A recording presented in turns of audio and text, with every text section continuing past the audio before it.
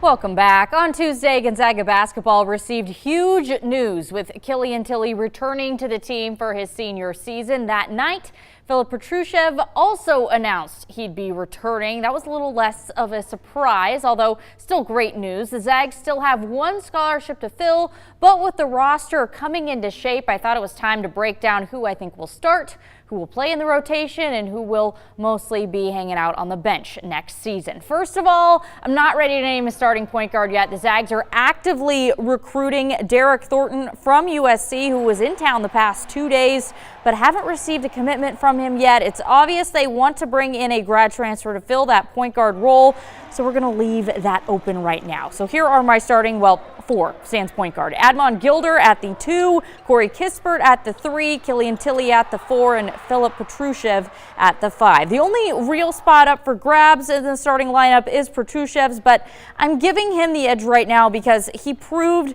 that he can be trusted on the court this past season, and he knows the playbook better than the incoming freshman. Petrusev is projected to be an NBA first-round draft pick after this season, so obviously people think he's poised for big things.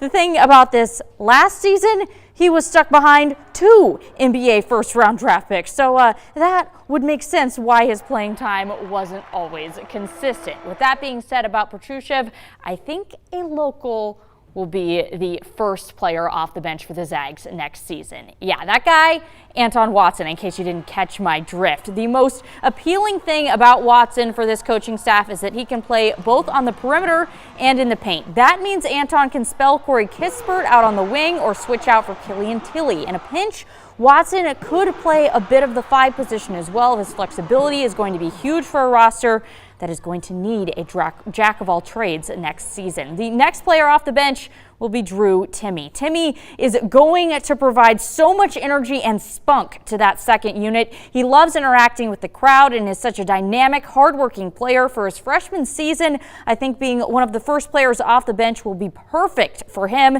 He'll be allowed to make some mistakes, but his energy will uplift that second unit. The biggest question in the rotation for me is who will back up whoever the point guard ends up being for GU. Joel Ayayi didn't see significant playing time last season, neither did Greg Foster. I think this comes down to how ready Brock Reve is for the next level. His development is going to be huge for this team because if he is not ready, then there are going to be a lot of questions of who can give those guards a break.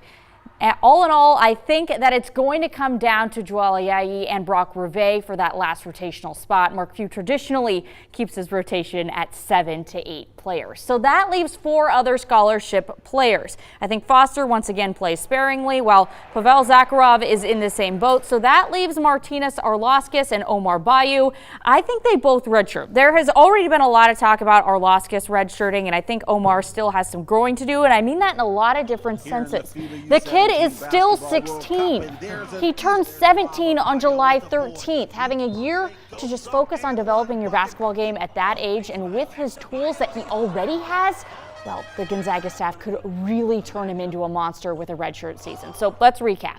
Gilder, Kispert, Tillie, Petrusev, and a yet-to-be-committed point guard starting, whoever that is. Watson, Timme, and Reve or Ayayi coming off the bench. Foster and Zakharov sitting on the bench, and Bayou and Arlauskas redshirting. And those are all 13 of Gonzaga's scholarship players, with one yet to be determined for next season. It's very rare that all 13 scholarships get taken up, but Gonzaga is such a hot program right now. They're able to do that. Yeah, anyway. And he's only 16 years old. That's wild. I mean, he's still growing, literally still growing. I feel like he's 2 of me already, and and he definitely could become grow at least a few more inches. Yeah, wow.